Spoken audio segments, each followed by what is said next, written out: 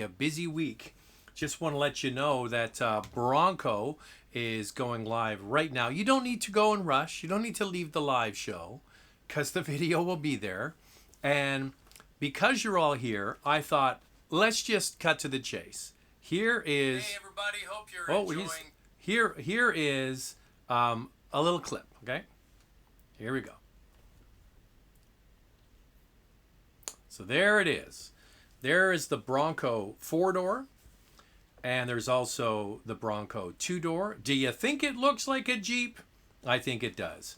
It's got the removable roof panels, the removable doors. It goes over things just like a Jeep. So, oh, that's the Sport, which is their kind of cute ute. It's smaller than the other ones. By the way, it's a body on frame, which means that it's sort of like a true Jeep competitor. And then the Bronco Sport, it looks a lot like the Land Rover. Remember the LR2? Kind of looks like an LR2. The original came out in 1966, and Bronco is most famous for OJ. They stopped making it in the middle of the 1990s. So there it is, Bronco, looking all beefy and Bronco-ish. So they had the original, and there's the 2-door version. They tried to sort of mimic the same kind of proportions. I think it looks good. Huge wheels, 35-inch wheels. By the way, the interesting thing about the wheels is that you can get the wheels on all models, including the base model. Okay? So that's just a sort of a sneak peek at Bronco. Don't worry about that. All right, I just wanted to let you know that I've got a bunch of things open here at once. So let me just move that. Boy, what have I done? Come on, you can do it. Now I've got that there. All right. So first we're going to do a super chat. Seymour Ruts. Encourage all to do a sip and slam. By the way, Jack, you have one job to do. See what he gets. Surprise me. Okay. So, by the way, speaking of super chats, remember James on the last show on Thursday? By mistake, he did a $400 super chat. Now, I thought that was fantastic having a $400 super chat, but don't you worry. I sent James an I asked for his email, and I sent him an e-transfer, so he got all of his money back. Don't worry about that. Okay, let's get into some of these questions. This one I don't quite understand. Is Corolla headed to Canada? What's the price point? Any intel? I'm not sure what you mean by that. Because Corolla is here. Mike says Bronco is going to be a flop. I don't know. Here's the thing. The Bronco, the off-road kind of version, the Jeepy looking one, starts at $40,000 Canadian. Okay? That's a bit of a heart stopper. $40,000 Canadian. That is a lot of money. So I wonder, saying I'm not in sync? Are you kidding me? Sound is out of sync. How badly out of sync? Oh man, I think I practice this crap all the time. Are you kidding me? It's not in sync? How bad is it?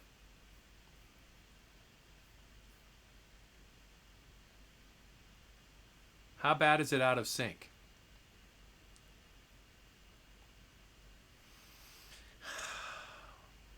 I'm just going to keep going until I get an answer. Yeah, so this Bronco is going to be $40,000 in the Canadian market and $32,000 if you get the little cute ute version of it. Entree. Thank you, brother. Say hi to everybody, Jack. Hi. There he is, Jack.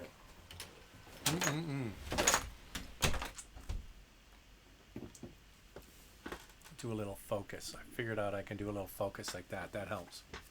So I think it's all going to come down to price, how much the Bronco is. Ah, there it is. There's the question. What he meant was the Corolla Cross. Will we see it in Canada soon? At what price point? Any more info? I don't have any info on the Corolla Cross was shown in other markets. Actually, a really nice looking sort of small utility, smaller than the CHR. And there is room in the Corolla lineup to come up with an even smaller version. All right. Some people are saying the sound is good. Some people are saying the sound is fine. I don't understand it. All right, I'm just going to keep pressing on. I checked this before we go live. Some people are saying, so I have had this in the past where they say it's out of sync, but I'm not sure what I can do about that. Son of Tamriel says, Bronco might do well. They trademark Sasquatch, so people are guessing they might get the Coyote engine from the GT350. Well, that would be pretty cool. Wee Haggis is here. Nick, hey Zach, what is your favorite car you got to drive and why?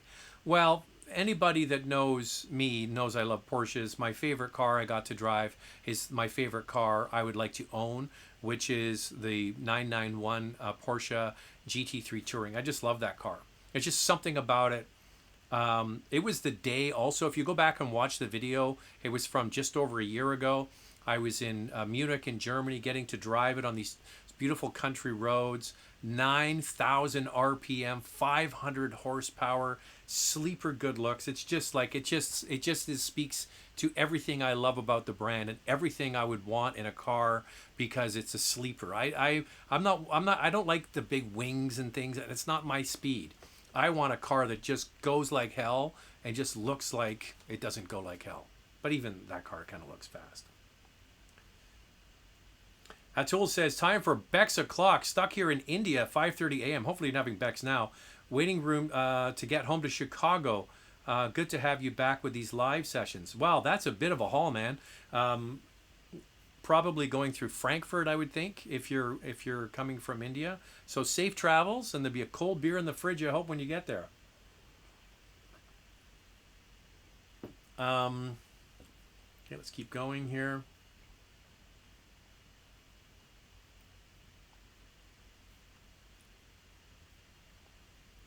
Here in Calgary, used Cayenne do not seem to be holding their value well, apart from the diesel models. 2017 GTS with 46,000 kilometers, only going for 73 at the Porsche dealership. Well, here's the thing. So a 3-year-old utility vehicle is still fetching almost $75,000. That seems like it's pretty good value, retained value. So what does it work out to be? After 2 years, I'm doing this off the top of my head out of memory. After 2 years, a Porsche Cayenne will lose 15% of its value. Okay, so that doesn't sound like it's too out of line. It's a 3-year-old, so maybe it's 25% of its value. That sounds about right for what a GTS costs brand new. Watch Jay Leno's one-of-a-kind 68 Shelby powered Bronco. That would be cool. Actually, Jay's got some good videos. They do a lot of cool stuff. I don't know if the Acura MDX is going to change new look in 2021. I wish. Yes, there is going to be a new MDX that looks a lot like the RDX. And they're going to have A-Spec, and hopefully they're going to have S-Type as well.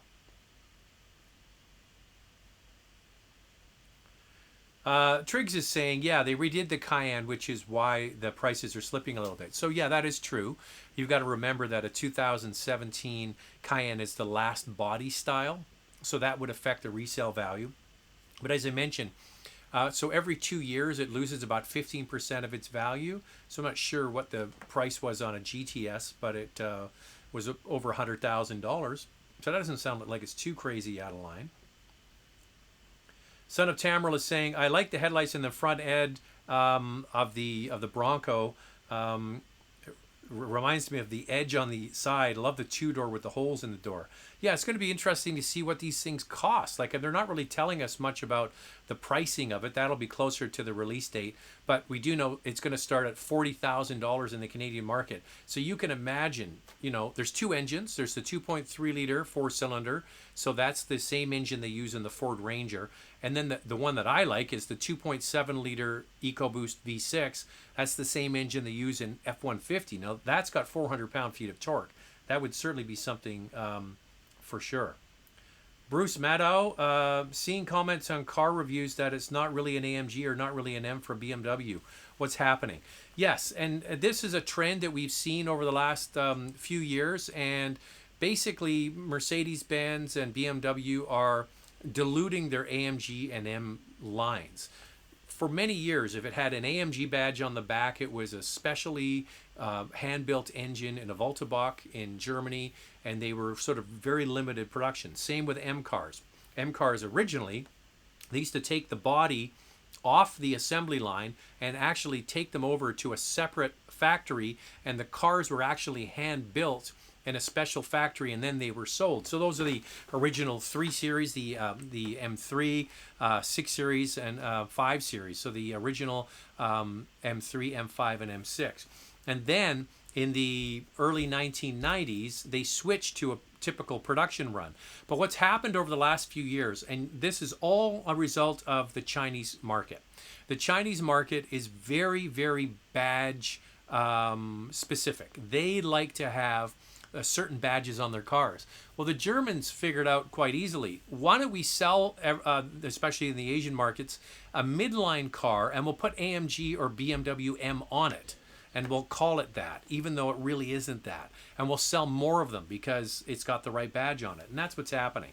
So the cars that, like, for example, I'm just thinking of like a C400 and a C450.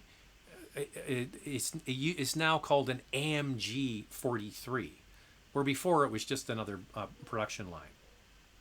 Okay, I'm just going to skip over here to my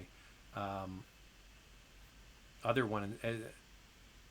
Everybody's saying that somebody's saying it's out of sync for them, and others say it's fine. Good for me also. I don't know what to do. Wee Haggis is saying, everyone drop a like. That would be nice. All right, Seymour Rutz is here with another super chat.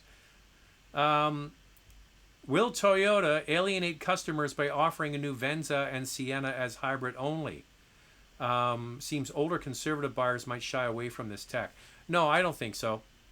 You got to remember that the Venza is a brand new car. So I don't think that's really going to make any difference at all. It's a premium over the regular RAV4 hybrid. I am going to have a video, hopefully later in the week, doing a walk around with one of the product planners from Toyota's University in Toronto. We did it virtually. I just need the time to edit it together. I also did a nice interview with Stephen Beattie, who's the vice president of Toyota Canada, talking about what they're doing with all of their new model lineups, and Sienna was one that we talked about. So let's just wait for that to come out and you can watch it.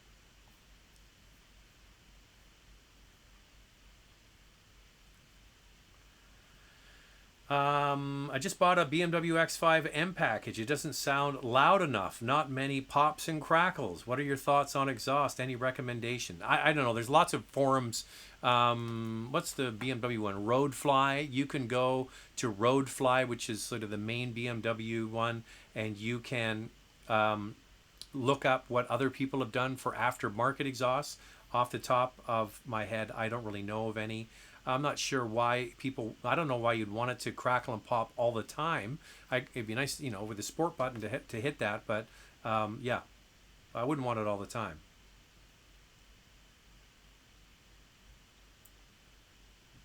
I got this question the other day and I didn't answer because I didn't really know much about it, and I'm going to say the same thing today. Any thoughts on the 2020 mild hybrid engine for the Range Rover Sport HST?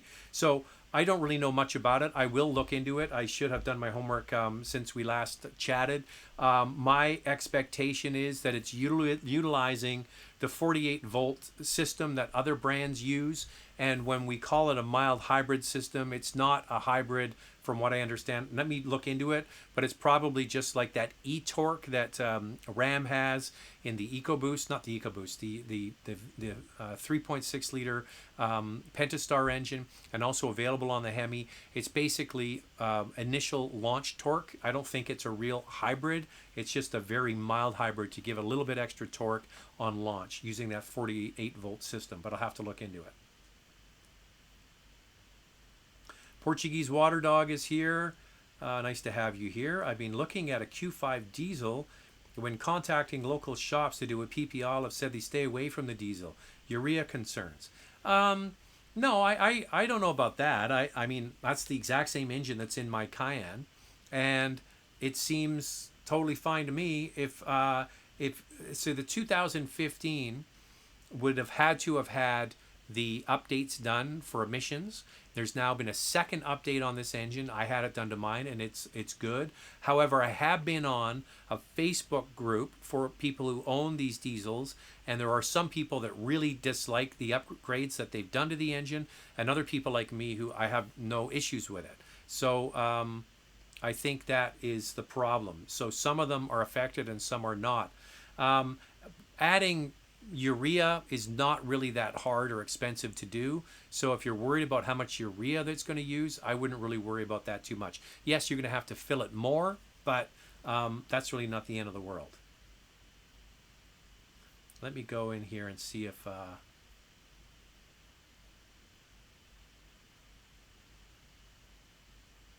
just looking at the comments about the sound. I apologize.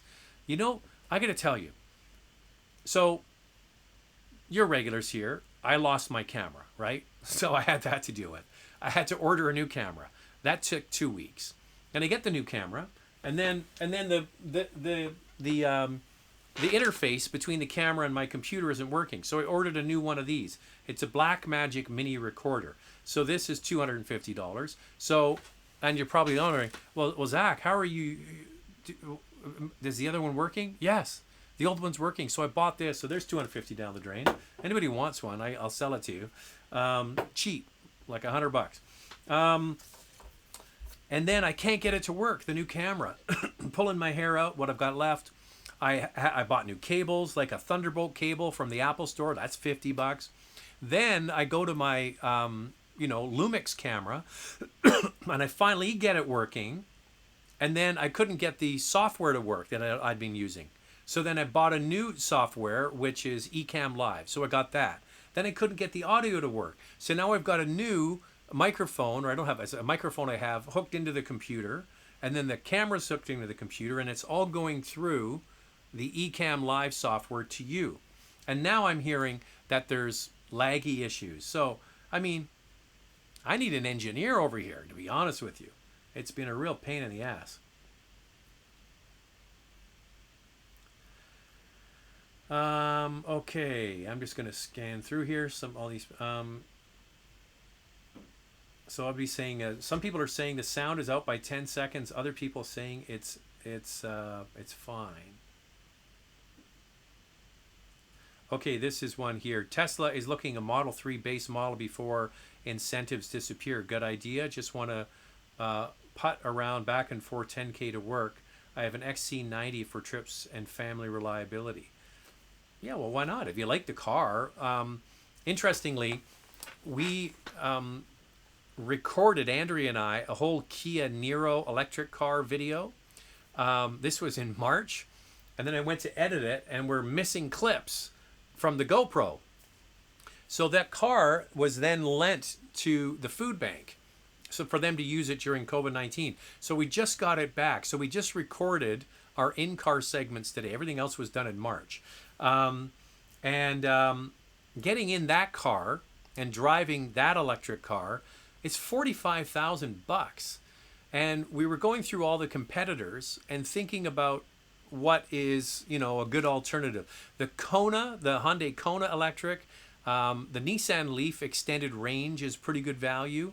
The Model 3 is not inexpensive. It's a pretty expensive vehicle. And I like the Chevy Bolt. The Bolt gives you a lot of content for, a lot less than, or not less, but you get more content for the same price as everybody else is charging. My problem with these things is it's expensive, man. These electric cars are so expensive. So time for a subscriber sip or a like script. So we have 105 people on and only 31 likes. We can get the number up. Now, if I chug this, how fast could I get them up?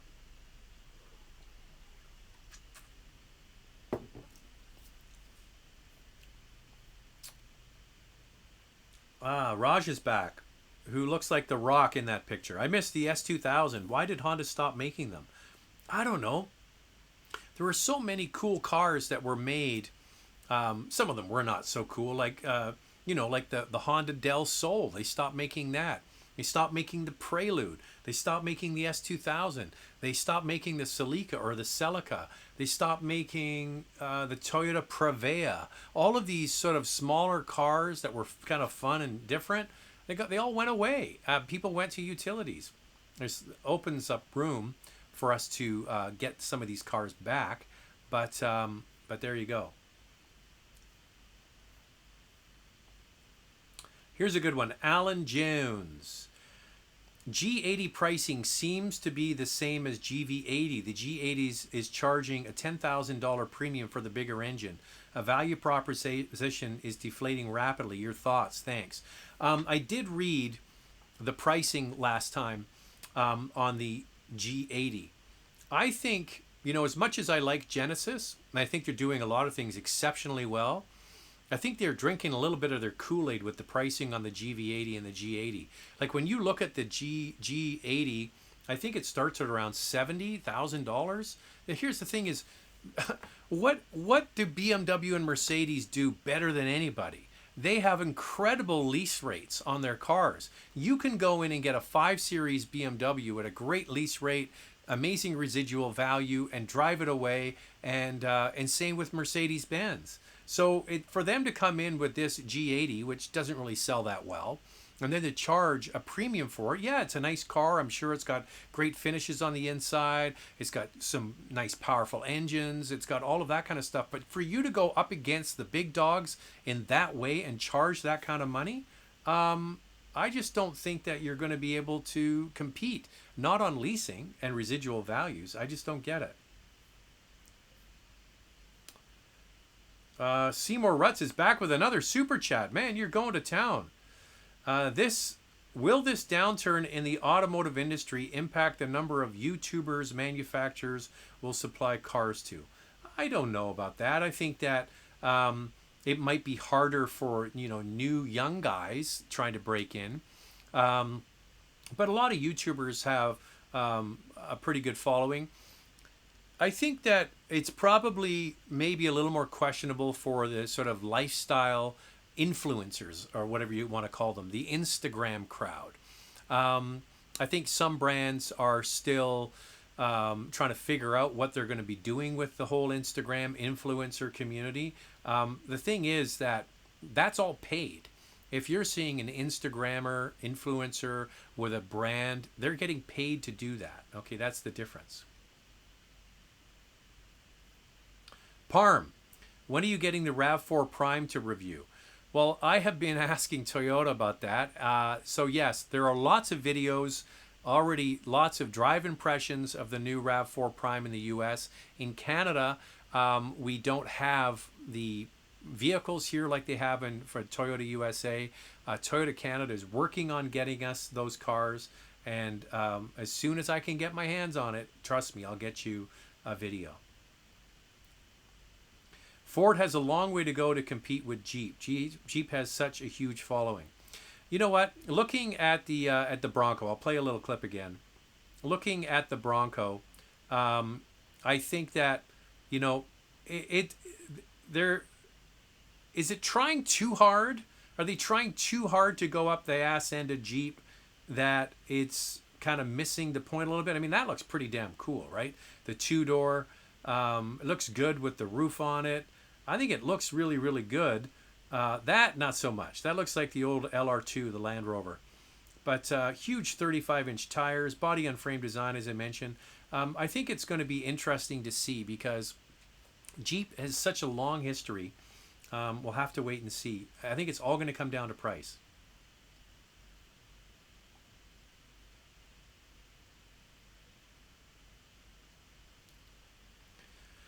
Raj, is the initial quality of Tesla Model 3 good? Has Tesla mastered the manufacturing process? Well, if you look at J.D. Power and Associates' latest initial quality study that came out about a month and a half ago or so, Tesla was dead last when it came to initial quality. And it wasn't around the batteries or the electric motors. It was all around build quality of the body and the glass. The way the panels fit, quite a few paint concerns. So yeah, they're getting much better every quarter. They're getting better and they're perfecting. But the processes that manufacturers have put in place to produce cars at high quantity, at high quality, takes a long time to perfect. And I think that's why you're seeing that.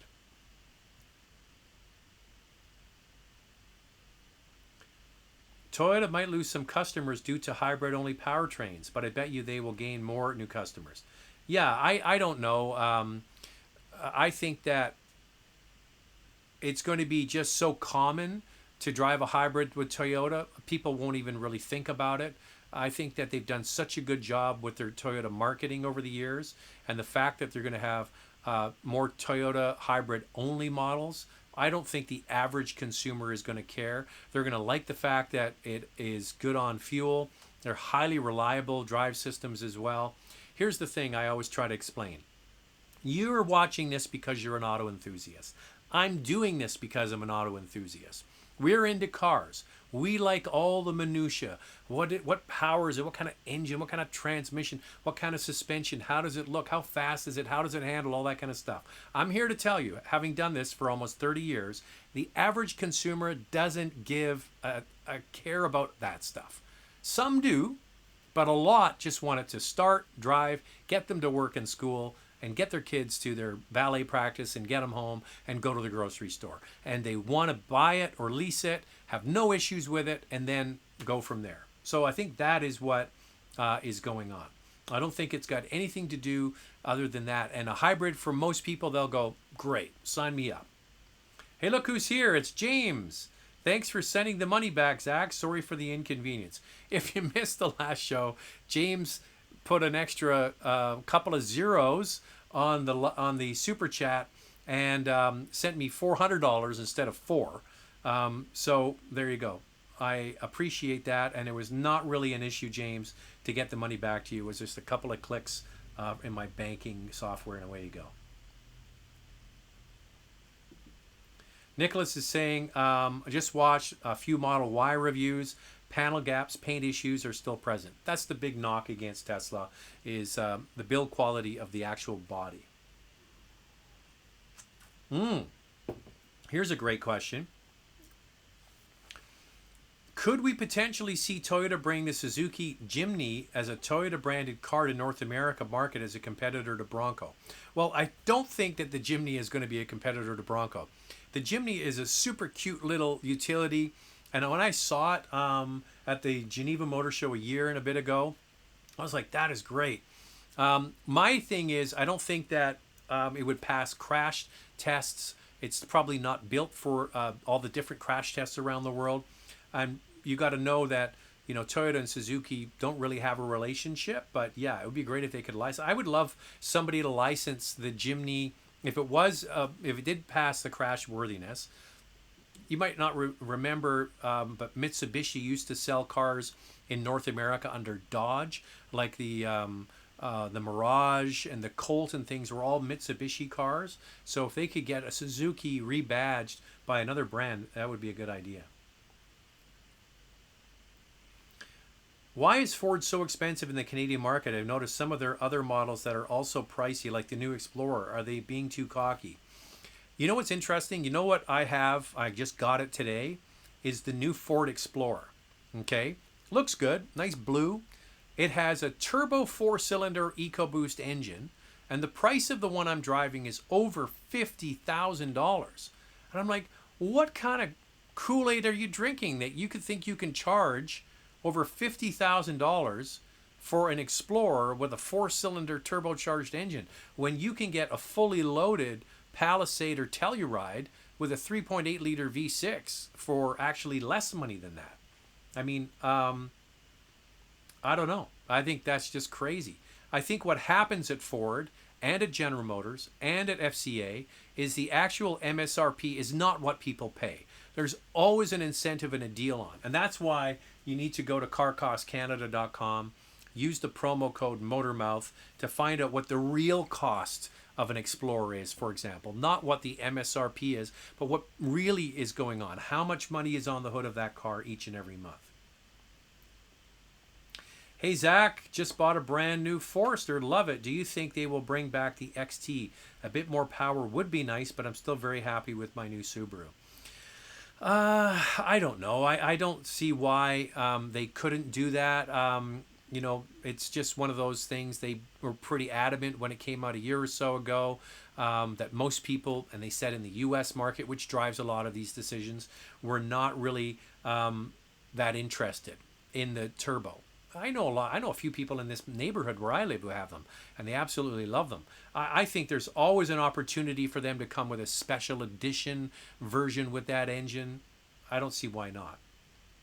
They have the turbo now in the Outback, right, and with the Legacy. So why couldn't they do it? Tracer Bullet says, your choice between a 1-year-old 540 M Sport and a new M340. Need a car daily driver. The extra space isn't a must-have. If it was between those two cars, it would be an easy 340. That's the one I would get.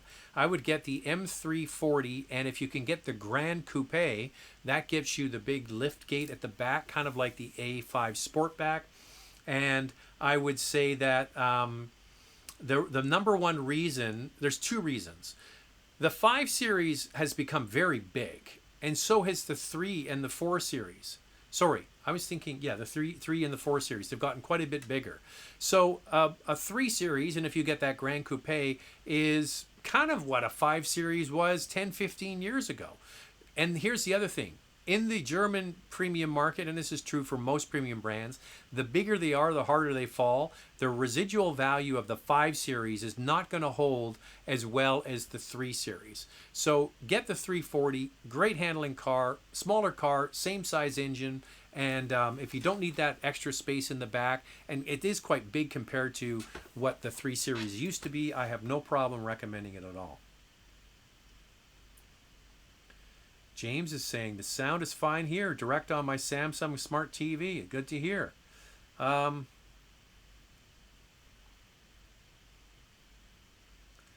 Will Q4 e-tron Sportback be homologated for Canada?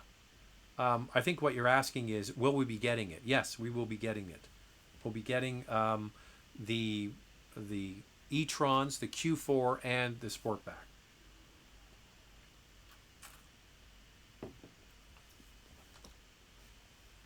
I'm glad to see that the sound is good for more people than it's bad. So that's good. I just hooked up my new microphone, so I don't have to wear the little mic here now. I just have my shotgun mic there.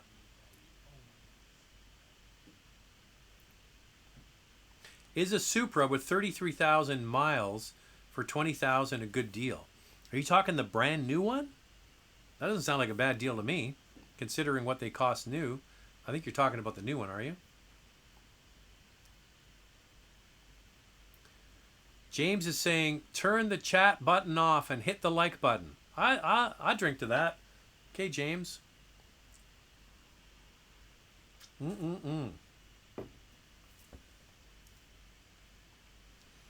What do you think about the future of the Lexus IS? The current IS refresh was disappointing.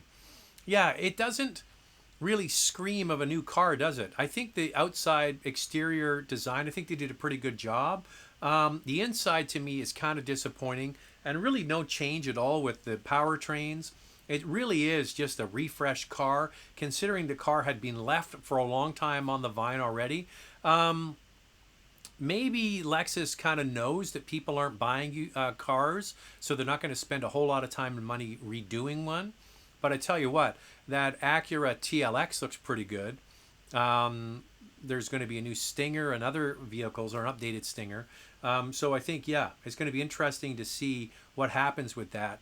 There's certainly going to be, as I mentioned moments ago, a lot of buyers who just don't pay attention to this stuff like you and I do because we're car guys or car people. I think there's going to be some people that will just go, oh, it's a Lexus.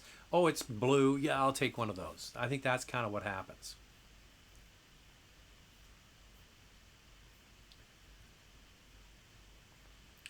This is from Jonathan. I'm leasing an 18 VW Tiguan Comfortabline that will end in a few months, and it's got around 60,000 kilometers on it. The buyback is 17,000. Your advice. Keep it or give back the key. Okay, Jonathan, you need to go to CanadianBlackBook.com and you're going to type in 2018 Volkswagen, the kilometers, the trim line, and you're going to get pretty quickly the wholesale value. So that's typically what a dealer would pay if you were to trade it in. And then the average asking price. So that's CanadianBlackBook.com. You see it says, what's my car worth? And you do all that information and it'll spit it out for you. And what you're going to find pretty quickly, I'm going to guess that 17,000, the vehicle's worth more than 17,000. That's my guess. So you have two things you can do, or three things you can do. You can take the vehicle and keep it. You can buy the vehicle and then sell it, or you can buy the vehicle and then trade it in against another one. There's actually a fourth one. You can work with your Volkswagen dealer, and they might have a couple of other different brands that they have under their umbrella, and say, hey, listen, the buyout on this is 17. The marketplace is saying it's still worth 23. Why don't you give me a few $1,000s extra? You take the car and we'll put like 3,000 or 4,000 down on the next car. So they have an incentive to sell it and make some profit. You have an incentive to roll that money into a new lease. But instead of having no money down, you've got $3,000 or $4,000 down. So that's something you can do. Now that is now if you're going to keep the car, because you don't own the car, Volkswagen Credit owns the car. Ask the dealer when it comes off the lease and you buy it out, can you make sure that it's certified pre-owned, meaning that it has the extended warranty on it? So the good thing is with Volkswagen, you've already got a 4-year warranty. You would add, so this car is only 2 years old, you would add another 4 years, right? So you'd have another 4 years of full coverage. So you have a bit of a cake and eat it too situation. Has the car been good? Has it been reliable? Have you enjoyed it? You might want to keep it for that price, right? Like, what are you going to buy for $17,000 these days? A 2-year-old Tiguan? Probably not for that price. JJ's saying, what would be causing a Kia Sorento rotors warping again and again and after carefully light braking? Does an 18 Kia Sorento has brake manufacturing problems? Well, sometimes it comes down to where you live. If you live, do you live on a steep hill? This is something that I learned from a friend of mine. There's a lot of people coming in West Vancouver, which is right on the edge of a mountain. And what they would do is they would go down the hill in the morning, and then when they got to the bottom, they get to the brake, the stoplight or the traffic light, and then the brakes are sitting on the rotors, and all that heat that's built in from coming down the hill is now being sort of kept in one spot, and it can sort of pancake the rotors a little bit. So I'm not sure how you're driving the car. I would suggest that sometimes light braking isn't actually as good as good solid firm braking. I know that from owning German cars a lot. You would get a lot of squeaks, and then when you drove the car more aggressively, sometimes the squeaks would go away. So that's something to consider. Seymour Rutz is just going to town tonight. Not a question, but Andrea is a great asset to your channel. A good friend of mine purchased a CX-30. The wife said it was refreshing having a female opinion when making watching reviews. Cheers. Well, thank you, Seymour Rutz. I will let Andrea know that, and I think it is good. I think Andrea does do a good job, and I think that she.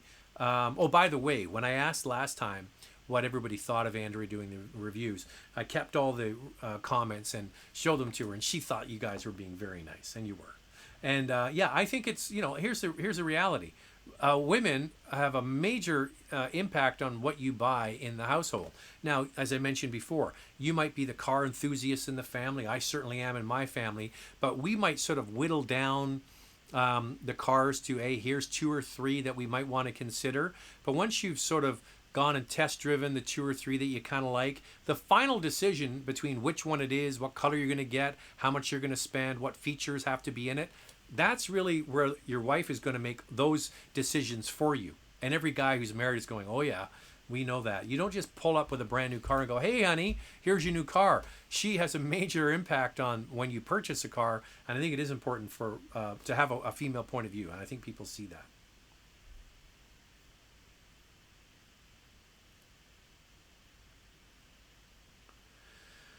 Summer is hot this year. What are the top 3 roadsters ever built? I don't know. Top 3 roadsters. People could put their 2 cents worth in there. I think I would love to have Jaguar E-Type. Would be a great car. Jaguar, like a Shagwar, as Austin Powers would say. That's a pretty nice roadster. What about a Mercedes 300 SL? That's a nice roadster. Oh, wait, I got another super chat here. I got to go down. Did I miss it? Oh, someone's just saying thank you on the super chat, or it hasn't come in yet. What do you guys think? I think the Z8, the BMW Z8, I think it's a beautiful looking roadster. Oh, there's so many nice cars. There's some fantastic looking Ferrari convertibles as well, especially the ones that are from the late 50s, early 60s. All right. I got to find where I was here.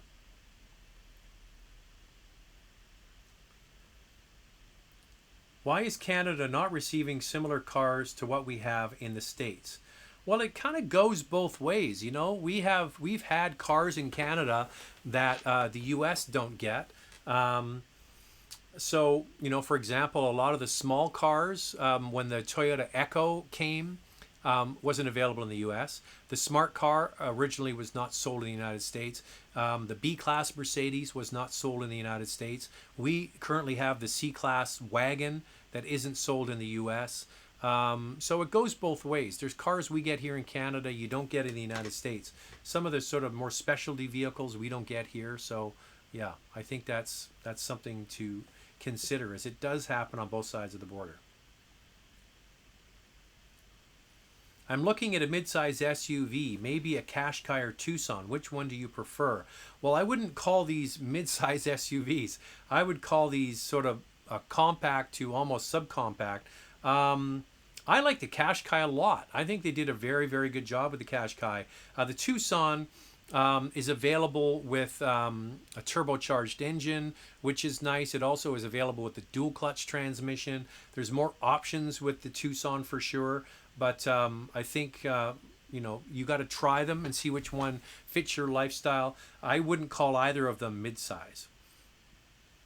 James is saying the 2-door 7-speed manual Bronco for me. Sliders and 35. So there you go. What factors influence resale value? I was taught that Honda, Toyota had the best ones due to reliability, but it doesn't always seem to correlate to resale. Okay, resale value has quite a few factors in it. How many of the vehicle were made is one of the contributing factors. For example, the FJ Cruiser by Toyota had one of the highest resale values of any vehicle sold because they stopped making them. So if you wanted to buy one, you had to go into the marketplace and buy one used. So there were more people wanted to buy it than there was available. So that pushed the prices up. So a vehicle that, like a station wagon is a perfect example.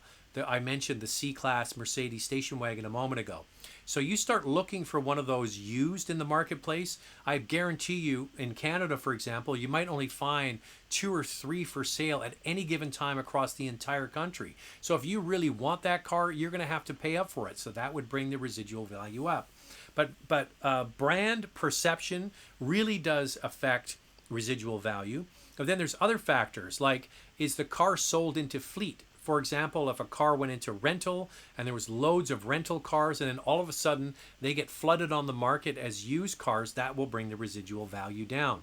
And then you have the other factor that some brands actually pay to bring the residual value up, meaning they guarantee sort of the lease buyouts of their vehicles at the end. Boy, Seymour Rutz is on it tonight. Look at this, another super chat. Last one, Mr. Spencer is the best reviewer of his generation. Mr. Diamond made a great decision bringing you on board of his amazing franchise.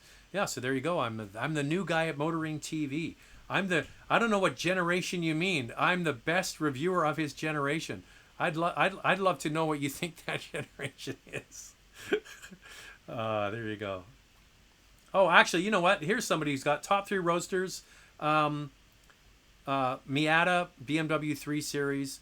You know what? I totally forgot about the Miata. Of course. I think, actually, now that I think about it, Miata would probably be number one. Yeah, there's no question in my mind that you have, you know, one of the best cars ever made. There's lots of them to buy. Depending on your budget, there's one out there for you. They're incredibly reliable. They're super fun to drive, and they're convertibles. Pair character bowing down, saying thank you. I don't, thank you for the super chat. I appreciate that. A pair character bowing down. I don't think the emoji came through. Let me go back to where I was. Well, since you just did the super chat there, I might as well give your question. I visited a dealer today for the Telluride, and the answer was no idea. I guess when it's coming. Do you know why it's always the same story? Manufacturing company put the Canadian customer at a second level. No, I don't think that's true. I mean, this is your perception. You know, people have this chip on their shoulder because we're a smaller country that we get inferior service and inferior things. I don't think that's the case at all. In fact, for some brands, the Canadian market is actually very important as a factor of its market share. So, like for example, Mazda is not a big brand worldwide, but Mazda disproportionately sells better in Canada than other markets. Here's another perfect example. Volkswagen, as a percentage and market share, does much better in Canada than it does in the United States. Now, we don't have as much pull because we've got a tenth of the population as the U.S., but I would disagree with that. I don't think Canada gets the short end of the stick time and again. There are times when, yeah, there's things we don't get, but as I mentioned before, there are vehicles that the U.S. doesn't get. Here's a perfect example. I'll give you a Kia example. When the Kia Stinger came out 2 years ago, the price of the top model Kia Stinger was the same in Canadian and US dollars. Just roughly say 50,000. So it was 50,000 US, it was 50,000 Canadian. And we all know our dollar's a turd, so it was 25% cheaper if you did the currency exchange to buy the car in Canada. So is that negative against Canadians? No. Kia in Canada priced the car aggressively for us. They could have said it's 65,000, but no, they did the exact same way. So I'm sorry, it just doesn't add up. We're not getting the short end of the stick, and it's not intentional. How can someone living in an apartment charge a hybrid Toyota car or SUV? Well, here's a newsflash. You do not need to plug a hybrid car in. There is no plug. There is nowhere to plug it in. There's a battery on board, that is true. But the battery is charged using what's called regenerative braking. So every time you go down a hill, every time you put on the brakes, every time you decelerate, you come to a stop sign or a red light, the electricity generated from that regenerative braking goes in the battery. And then when you accelerate away, the electricity goes out, works with the hybrid system. There is no plug on a hybrid car. It is all made in the car through using the kinetic energy, the forward motion, taking that energy and putting it back into the battery. So that's one of the beauties of a hybrid from Toyota, is you don't need to plug it in. And that's one of their basic things that they get to do. TK Porsche, James lost his hero status. So once again, if you're just tuning in, James went to town on a super chat on Thursday and sent a $400 super chat. I think he meant to put $4. But yeah, James, you went right to superstar status for me and for everybody watching. But anyway, you can still get it back $4 at a time. Okay, subscriber sip or thumbs up sip. Oh my goodness, what's going on? Seymour Rutz, I mean, you're spending $400, $4 at a time here. Very last super chat. Generations go old stock motoring crew. Zach Spencer, the boys in Milton. Well, I don't know. Here's the thing about the motoring TV cast, me excluded. Most of them are are old enough to collect pensions, okay? So I wouldn't want to be saying I'm the same generation as them. But feel free to do another super chat. I mean, I'm okay with that.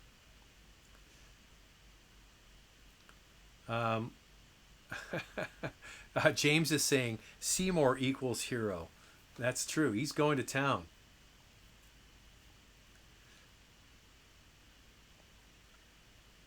All right, I got to find where I was.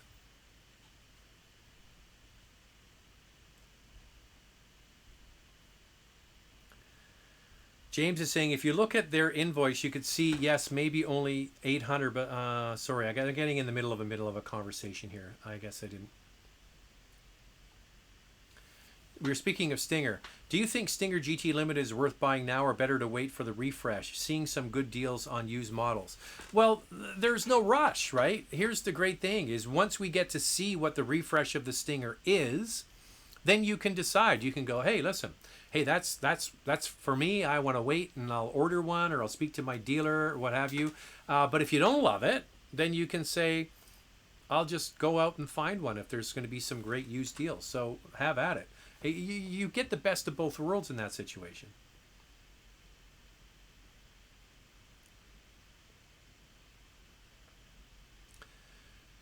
Sound quality and sync is still perfect for me, but frames are dropping like the old time movie effect. I don't know what the deal is. So this program is set for 30 frames, and the camera set for 30 frames, but this thing that I told you about earlier will not do 60 frames with this camera. So I'm stuck at 30 frames. So if anybody that knows how to do the camera to this, to the software to you, hook me up, man, because I'm doing my best. You know how many stupid videos I've watched on how to live stream? I'm telling you. I almost gave up. I like the new feature where you can show the post in question on the screen. Cause I can Chromecast it to my TV. Well, hello, now you've got a big Zach on your TV. I like that. Please comment on the Porsche Cayenne GTS. I love the GTS. However, Porsche has announced that the next GTS is going to go back to the V8. Okay, so now they have a turbo 6-cylinder. But they're going... No, wait a second. Now they have the turbo 6-cylinder? No. The old one was the turbo 6-cylinder. The next one, because the GTS isn't out yet. Yeah, it's going to be going back to the V8. So initially the GTS was a V8. Then they went to the twin turbo 6. And apparently they're going to go back to the 8. That's the one I would get. Not that I dislike the twin turbo V6. It's a great engine. But I think for a GTS, for a special edition version, that's the one I'd get.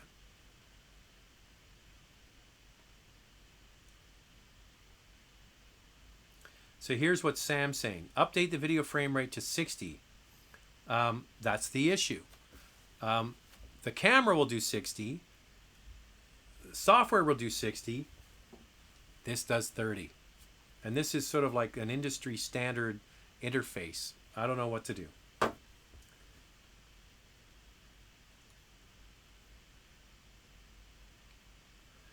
Yeah, this is a question or something someone saying, maybe in addition to having Andrea, wife on the videos, maybe son with son Jack also. Here's the thing. Jack's got to get his driver's license. You would think being in the car family, where I get a different car every week, and Andrea does videos, the kids would be interested in cars. No. Kids are not interested. They're even interested in video games, chatting with their friends on their phone. Cars, not so much. So first of all, we got to get him his driver's license before we can do that. Jack did a video with me last year. We went to the Seahawks game and we went in a BMW Z4. So we did that. That was fun.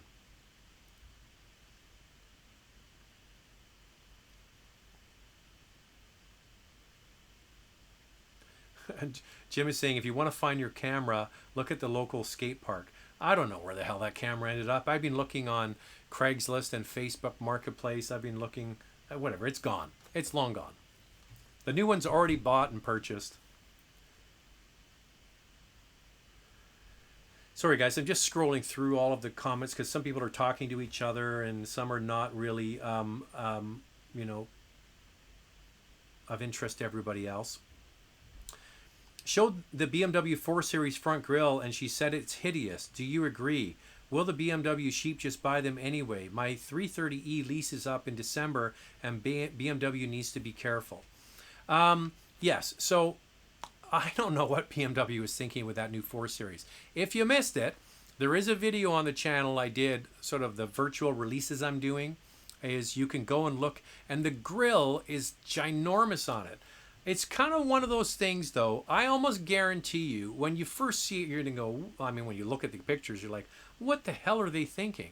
And then when you see one in person, you're going to go, what the hell were they thinking? But then after you see it, 6 or 8 months goes by, you're going to go, oh, it's the new 4 Series. And boy, the old one looks kind of dated now, doesn't it? Now, that might not be the case.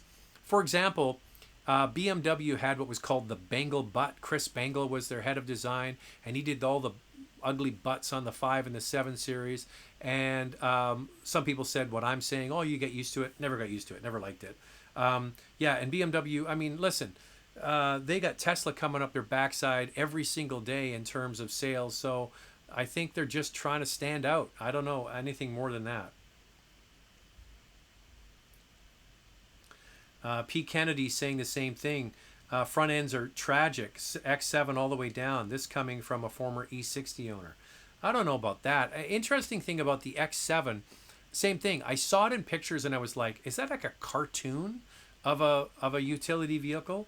And then when I got it, it actually worked. I think the X7 looks really good.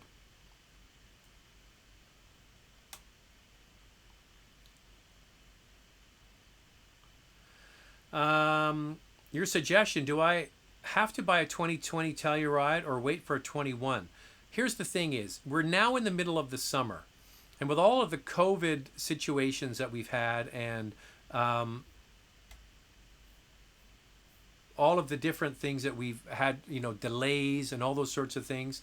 If it was me and you were getting a new vehicle, any brand, doesn't matter if it's Kia or whatever, I would wait and order a 2021. That's what I would do. It's going to be, you know, 6 months from now, if you buy a 20, it's going to be a year old. If you lease it, it's going to have better residual value. I would wait and order a 2021. And there's probably going to be some incremental changes to the packaging. Some things will be added or taken away or what have you. So that's something to consider. Seymour Rutz is back. Very, very last super chat tonight. Zach is the best our country has produced. Been watching and listening to him for a long time. Timelessness in action. Well, geez, now you're making me blush. I don't know what to say about that. What the hell? I don't know about that. I think you're just sucking up because you said I was old. Anyway, I appreciate that. I don't know what you've spent tonight, but you know, you're not at $400. I'll tell you that. Let me see if there's anything better here. Not better. I mean, more to add.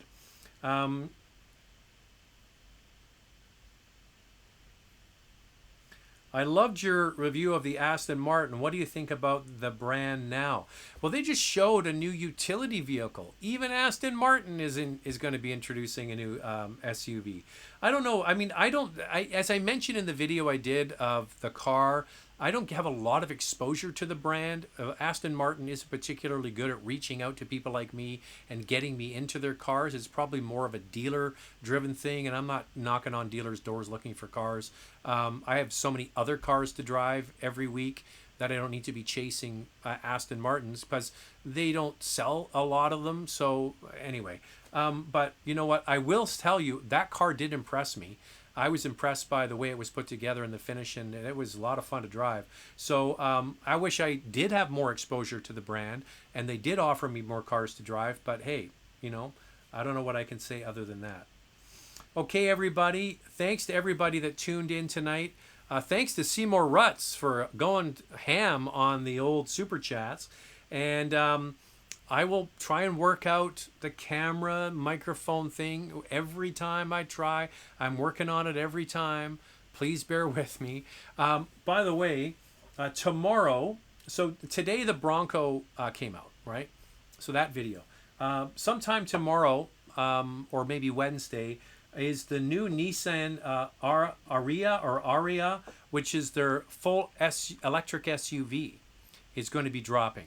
They're going to be sending me the video tomorrow morning for me to edit and put on the channel. So as soon as I get that done, I will put it up. There's also going to be a walk around video with Venza and an interview with Vice President of Toyota Canada, Stephen Beattie. So that I've got to edit and put on the channel, and so on. Don't forget to sign up for Car Cost Canada and become a super,